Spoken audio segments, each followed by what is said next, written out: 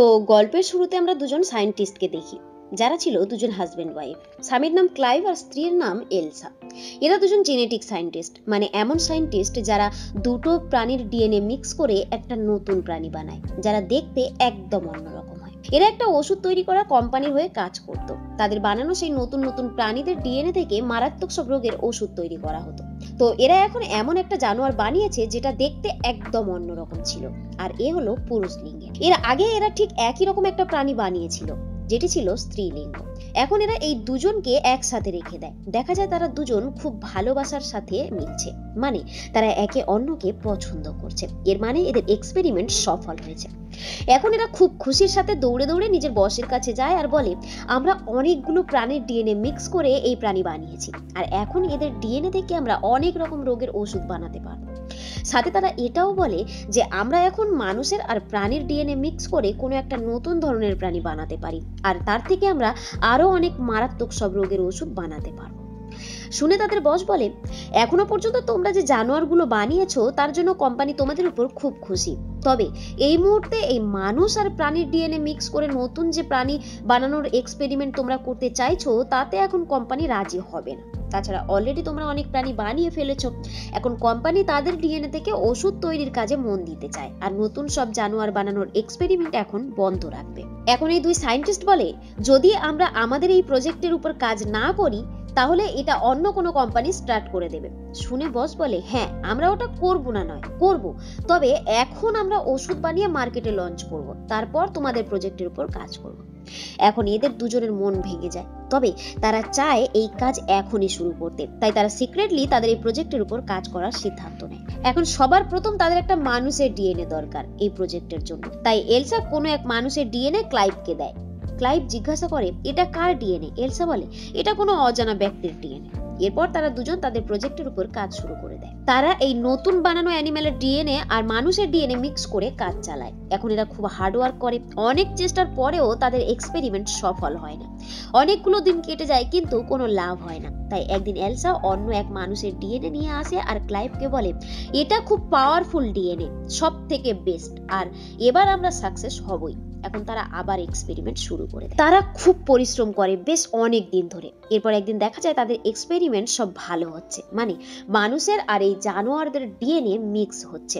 এখন তাদের কাছে একটা নতুন ডিএনএ চলে এসেছে, যেটা মানুষের আর জানোয়ারের ডিএনএ মিলে তৈরি হয়েছে। কিন্তু যেহেতু এটা ইল্লিগাল ছিল, তাই ক্লাইভ এই রিসার্চকে এগিয়ে নিয়ে যেতে চায় না। কিন্তু এলসার এত দূর এগিয়ে এসে পিছাতেও রাজি নয়। সে চায় এই রিসার্চকে এগিয়ে নিয়ে যেতে, তাই সে ওই নতুন ডিএনএটা নিয়ে চলে যায় একটা মেশিন রুমে, যেখানে এমন একটি মেশিন রাখা ছিল যার মধ্যে ওই ডিএনএ রাখতেই শুরু হয়ে যাবে নতুন অ্যানিমেল তৈরি হওয়া। এখন এলসা ওই ডিএনএ সেই মেশিনের মধ্যে ঢুকিয়ে দেয়। এখানে ক্লাইভ এলসাকে বলে, আমরা না কোনো ভালো কাজ করছি না, কোনো জীবনকে বানাও আবার তাকে মেরেও ফেলো। এলসা বলে, প্রতিদিন কত মানুষই মারা যাচ্ছে, হতে পারে আমাদের এই কাজে প্রচুর মানুষের জীবন বেঁচে গেল। এরপর তারা তাদের কাজ স্টার্ট করে দেয়। কিন্তু আশ্চর্য ব্যাপার হলো, মেশিনের ভিতরে যে জীবনটা খুব ধীরে ধীরে বেড়ে ওঠার ছিল, সেটা খুব স্পিডে বেড়ে উঠছে। কিন্তু যখন তারা চেক করে দেখা যায় বাচ্চা সম্পূর্ণ নর্মাল। সেই দিনই সন্ধ্যেবেলা অ্যালার্ম বেজে ওঠে। দৌড়ে সেখানে যেতেই তারা দেখে বাচ্চা সম্পূর্ণ ডেভেলপ হয়ে গেছে। তাই তারা তাকে বাইরে বের করে আনে, যা দেখতে খুব আজব লাগছিল। তাই ক্লাইভ তাকে মারতে চায়, কিন্তু এলসা সেটা চায় না, সে তাকে বাধা দেয়। কিন্তু ক্লাইভ তার কোনো কথা শোনে না। তাই সে ল্যাবে চলে যায়, যেখানে সেই বাচ্চাটিকে রাখা হয়েছিল। গিয়ে দেখে সেই বাচ্চাটি আগে থেকেই মরে পড়ে আছে। তাই ক্লাইভ সেখান থেকে চলে যায়, কারণ এখন তার ভয়ের আর কোনো কারণ নেই। কিন্তু কিছুক্ষণ পর যখন তাকে বের করা হয়, দেখা যায় সেখানে কোনো বাচ্চা নয়, বরং একটা স্কিন পড়ে রয়েছে, মানে তার ভিতর থেকে কোনো এক প্রাণী বেরিয়ে গেছে আর পড়ে রয়েছে শুধুমাত্র তার খোলসটা। ঠিক এমন সময় দেখা যায় সেই আজব ধরনের প্রাণীটি ওই ল্যাবের মধ্যে ঘুরে বেড়াচ্ছে, আর তাকে বাইরে থেকে ক্লাইভ দেখে নেয়। যেহেতু ভিতরে এলসা রয়েছে, তাই ক্লাইভ চিল্লিয়ে বলে, তুমি বাইরে আসো, আমি বিষ গ্যাস ছাড়ছি। কিন্তু এলসা এমনটা করতে বারণ করে, আর সে জানোয়ারটিকে বলে, তুমি আমার সামনে এসো, আমি তোমার কোনো ক্ষতি করব না। এরপর সে এলসার সামনে আসে, আর সে তাকে দেখে একটুও ভয় পাচ্ছিল না। ঠিক এমন সময় ক্লাইভ একটা রড হাতে পিছন থেকে আসছে দেখে প্রাণীটি রেগে যায়। দেখে তারা দুজন বাইরে চলে আসে। এখন ক্লাইভ বলে, আমি পয়জন গ্যাস ছেড়ে দিচ্ছি, এই খতরনাক প্রাণীটিকে আমরা রাখতে পারি না, ও আমাদের জন্য ঠিক নয়। কিন্তু এলসা বলে, না, আমরা এমনটা করব না, ওকে প্রাণে মারবো না, এর থেকে আমরা ওকে অজ্ঞান করে দিই, কারণ আমি দেখতে চাই আমরা কি বানিয়েছি। এরপর তারা তাকে অজ্ঞান করে দেয় আর তাকে পরীক্ষা করা শুরু করে। এখন তারা জানতে পারে এই প্রাণীটি আসলে একটি ফিমেল প্রাণী, আর এ খুব স্পিডে গ্রো করছে। একটা সময় এমন আসবে সে মারা মারা যাবে, আর এটা খুব তাড়াতাড়ি হবে, তার জীবনচক্র খুবই কম সময়। এখন তারা তাকে আজাদ করে দেয়। ধীরে ধীরে সে বড় হচ্ছে, যত দিন যায় তার হাত পা মাথা সবকিছু ডেভেলপ হতে শুরু করে। এলসা তার প্রতি ইমোশনালি কানেক্ট হয়ে যাচ্ছে। সে তাকে নিজের হাতে খাবার খাওয়ায়। একদিন সে তাকে অনেকগুলো অ্যালফাবেটস দেয় আর বলে এগুলোকে এমন ভাবে সাজাও যেন সেটা তোমার নাম হয়। কিন্তু সে সাজায় এমন ভাবে যে সেটা হয়ে যায় তাদের কোম্পানির নাম, যেটা এলসার টি শার্টে লেখা ছিল। দেখে এলসা খুব খুশি হয়, কারণ এখন সে চিনতে শুরু করেছে। ঠিক এমন সময় এখানে ক্লাইভ আসে। এখন সে এই জানোয়ারকে একদমই পছন্দ করে না। সে চেঁচিয়ে বলে একে বাইরে কে বের করেছে, আর এর লেজ কভার কেন থাকে না? আসলে এই জানোয়ারটির একটা অনেক বড় লেজ রয়েছে। এখন এলসা ক্লাইভকে বলে ওকে জানোয়ার বলো না, বরং ওকে ট্রেনই বলো, কারণ ও এক্ষুনি কোম্পানির নাম লিখেছে, যাকে উল্টো করলে হয় ড্রেন। আসলে এই জানোয়ারটির নামই হলো ড্রেন। এরপর একদিন ক্লাইভের ভাই ও ড্রেনকে দেখে নেয়, আর এখন তারা ড্রেনকে আর এখানে রাখতে পারবে না, তাই তারা তাকে ফার্ম হাউসে পাঠিয়ে দেয়। এরপর চলে আসে সেই দিন যেদিন ক্লাইভ আর এলসাকে একটা প্রেজেন্টেশন দিতে হবে যে এর আগে তারা কি কি অ্যানিমেল বানিয়েছে। এখন তারা যখনই প্রেজেন্টেশন দেওয়ার জন্য ওই দুই প্রাণীকে নিয়ে আসে, দেখা যায় তারা সবার সামনে লড়তে শুরু করে, আর তাতেই তাদের মৃত্যু হয়। আর এই কারণে তারা প্রচুর ডিসঅ্যাপয়েন্টেড হয়। এখন তাদের এই রকম ব্যবহারের কারণ খুঁজতে গিয়ে তারা জানতে পারে আসলে তাদের মধ্যে যে ফিমেল ক্রিয়েচারটি ছিল সে নিজে নিজে মেল ক্রিয়েচারে কনভার্ট হয়ে গেছে, মানে নিজে থেকেই তার লিঙ্গ পরিবর্তন হয়ে গেছে। এখন তারা দুজনেই পুরুষ, তাই তারা একে অন্যের সাথে লড়তে লড়তে মারা যায়। আসলে এমনটা হওয়ার কারণ হলো ওই ক্রিয়েচারের ডিএনএ এর মধ্যে এমন এক প্রাণীর ডিএনএ ছিল যে নিজে থেকে তার লিঙ্গ পরিবর্তন করতে পারত। আর এই সবকিছু এলসা আর ক্লাইভ এই জন্যই জানতে পারেনি, কারণ তারা তাদের অন্য এক্সপেরিমেন্টে মানে ড্রেনের সাথে ব্যস্ত ছিল। এদিকটা তারা একটুও টাইম দিতে পারেনি। অন্যদিকে দেখা যায় ড্রেন এখন অনেক বড় হয়ে গেছে, আর এলসা তাকে একদম নিজের বাচ্চার মতো ভালোবাসে, তাকে সবকিছু শেখায়, চেনায়। কিন্তু একদিন ড্রেন পালিয়ে জঙ্গলে চলে যায়। এখন এলসা আর ক্লাইভ যখন তাকে খুঁজতে খুঁজতে জঙ্গলে পৌঁছায়, তারা দেখে সে একটা র্যাবিটকে মেরে খাচ্ছে। এখন তারা তাকে ঘরে আনে। যখন এলসা তাকে খাবার দেয়, সে খাবার খায় না আর বলে আমি এই বোরিং জায়গার কারণে খুব বোর হয়ে গেছি। আর এই কথা সে মুখে বলে না, সেখানে থাকা অ্যালফাবেটস দিয়ে লিখে দেয়। এরপর সে ছাদ ভেঙে বাইরে বেরিয়ে যায়। পিছন পিছন এলসা আর ক্লাইভও যায়। এখন দেখা যায় তার পিছনে দুটো পাখা গজিয়ে গেছে। এখন সে উঠতে যাবে দেখে ক্লাইভ বলে দাঁড়াও, আমরা তোমাকে ভালোবাসি, আমাদের জীবনে তোমার প্রয়োজন আছে, আমরা তোমাকে আমাদের কাছে রাখতে চাই। এখন এসব শুনে তার শরীরে গজিয়ে ওঠা পাখা আবার ভিতরে চলে যায়, মানে এখন সে আবার নর্মাল হয়ে যায়। এখন তার ব্রেন খুব তীক্ষ্ণ হয়ে গেছে। এখন সে সবকিছু বুঝতে পারে, ভালো খারাপের পার্থক্য করতে পারে। এরপর একদিন ড্রেন একটা বিড়াল পায়, সে তাকে নিয়ে খেলছিল, কিন্তু এলসা তার থেকে বিড়ালটি নিয়ে নেয়, কারণ সে ভয় পাচ্ছিল যে যদি আবার সেই বিড়ালটিকেও মেরে দেয়। এবার আমরা দেখতে পাই ক্লাইভ ড্রেনকে ধীরে ধীরে পছন্দ করছে।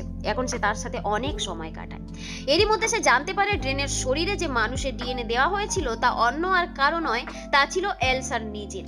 আর এটা জানার পর ক্লাইভ এলসার উপর খুব রাগ করে, বলে তোমার এমনটা করা একদমই উচিত হয়নি, তুমি কেন করেছো এটা? এরপর এলসা সেই বিড়ালটা ড্রেনকে দেয়, কারণ তার মুড খুব খারাপ ছিল তাই। এখন দেখা যায় সেকেন্ডের মধ্যে ড্রেন লেজের ভিতর থেকে ধারালো নখ বের করে বিড়ালটাকে মেরে দেয়। দেখে এলসা প্রচন্ড রেগে যায় আর তাকে সপাটে একটা থাপ্পড় মারে। এই কারণে সেও শটাং এলসাকে শুইয়ে দিয়ে তার উপরে এসে বসে আর নিজের নখ দিয়ে তার গলা কাটতে যাচ্ছিল, কিন্তু নিজেকে কন্ট্রোল করে তার গলায় থেকে চাবি বের করে দরজা খুলে বাইরে বেরিয়ে যায়। এখন পিছন দিকে এলসা তার মাথায় এক বাড়ি মেরে তাকে অজ্ঞান করে দেয় আর নিয়ে যায় ল্যাবে। সে তার উপর খুব রেগেছিল, সাথে তার খুব কষ্টও হচ্ছিল, তাই সে তার লেজের মাথা একটু কেটে দেয়।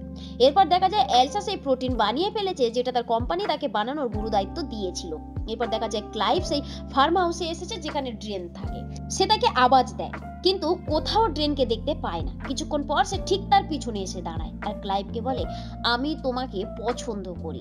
সে বলে না, এটা খারাপ জিনিস, তুমি এমনটা করতে পারো না। শুনে তার মন খারাপ হয়ে যায়, কিন্তু এখন যেহেতু ক্লাইভ ও ড্রেনকে পছন্দ করতো, তাই সে তার নিজের ফিলিংস এর উপর কন্ট্রোল করতে পারে না, আর সেটাই হয়ে যায় যেটা হওয়া উচিত ছিল না। এরই মধ্যে এখানে এলসা চলে আসে আর সে তাদের দুজনকে একসাথে দেখে নেয় আর তার প্রচন্ড খারাপ লাগে, তাই সে দৌড়ে সেখান থেকে বেরিয়ে যায়। এরপর দেখা যায় তারা দুজনেই তাকে বানানোর জন্য পস্তাচ্ছে। তারা ভাবছে তাদের এই জানোয়ারটা বানানো উচিত হয়নি, আর সে মানুষের জন্য খুব একটা ঠিক প্রাণী নয়।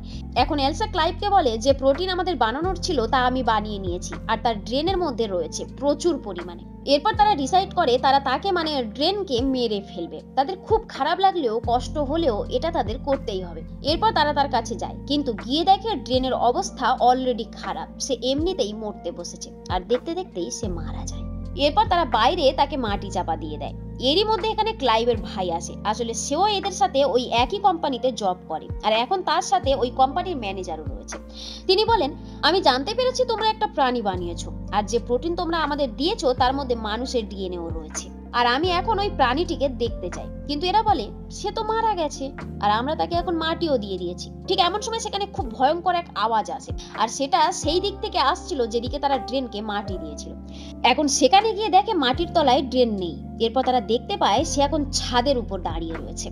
এখন সে অনেক পাওয়ারফুল আর সাথে খুব ভয়ঙ্করও লাগছে। এখন সে এদের উপর হামলা করে আর ক্লাইভের ভাই আর ম্যানেজারকে মেরে দেয়। আর এরই মধ্যে ক্লাইভ অজ্ঞান হয়ে যায়। এখন ড্রেন এলসার কাছে আসে, তাকে মাটিতে ফেলে তার উপর চড়ে বসে। আর এখানেই আমরা জানতে পারি আসলে ড্রেন এখন নিজের জেন্ডার চেঞ্জ করে নিয়েছে, কারণ তার শরীরেও সেই জানোয়ারটি ডিএনএ ছিল যে নিজের জেন্ডার চেঞ্জ করতে পারত।